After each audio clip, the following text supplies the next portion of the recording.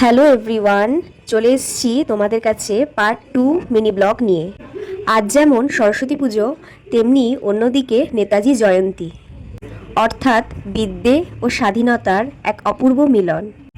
সকাল সকাল রেডি হয়ে চলে গেছিলাম স্কুলে।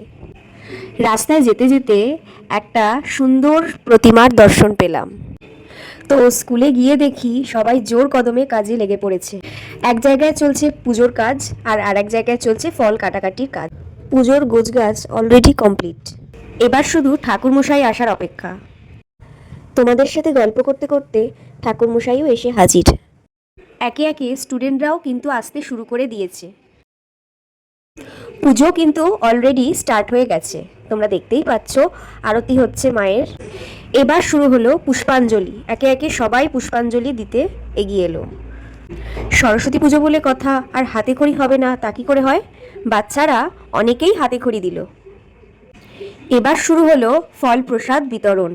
প্রত্যেকবারের মতন পুজোর পরে এই চাল কলা মাখাটা মাখতে কিন্তু ম্যাম ভোলেন না।